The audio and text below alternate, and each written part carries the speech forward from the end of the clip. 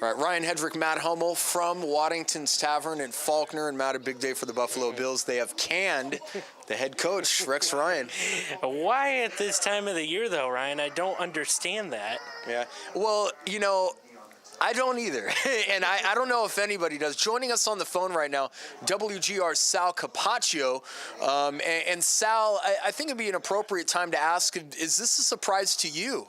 I'm surprised at the timing. I'm not surprised that it happened. I think this was something that was unfolding for a while, but I think to do it on the off day before the finale of the season was the only thing that surprised me.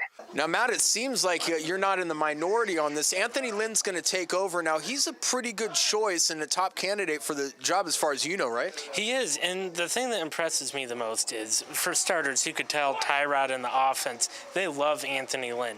And what I've seen in history is the best option that a team has when looking for a new coach, look internally first. I've seen it time and time again, and I think Buffalo, in my opinion, their best bet is to go after Anthony Lynn. Now, back to you, Sal. As far as Anthony Lynn, what is that going to be like? Because as a head coach, you have to oversee both sides of the ball. Well, I mean, the final game, everybody's going to, play for their own jobs anyway. You got 23 free agents. They're going to want to put things on film. I don't care if the head coach is Anthony Lynn or Sal Capaccio, whoever. Those guys are going to want to go out there and play because they're still fighting for jobs either here in the organization or elsewhere. Now, Matt, there's a list emerging of likely successors. Rex Ryan, Tom Coughlin's name keeps coming up on this list that ESPN is reporting. Your thoughts on Coughlin potentially running a team that hasn't been to the playoffs in 17 years at 72 years old? Yeah, I must admit the age factor is getting to me. 72 years old. Chances are he'll probably retire in 3 years. So actually, it might only be a 2-year contract if he comes in. Do you really want to make a transition right now just to make another one in 2 years? That's hard to do. It really is. And it's already bad enough that they have to make, another transition after Rex spent not even 2 full years in Orchard Park.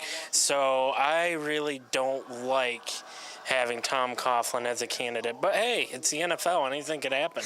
Any given Sunday, they say. WGR's Sal Capaccio joins us. Sal, your thoughts on Tom Coughlin? I definitely think Tom Coughlin would be on a short list, but Anthony Lynn, I think, is the favorite right now. I think he's a big reason why they might have wanted to make this move now and make him the interim coach to give him a chance to get his feet wet, so to speak, at least for one game. And I think the organization likes him, but they'll do a full search, and we'll see. Doug Whaley's going to lead that search, and I think those names that you just mentioned will be on that list. I want to thank Sal Capaccio from WGR Sports Radio 550 for joining us. Matt Hummel, your final thoughts. This is really going to be interesting.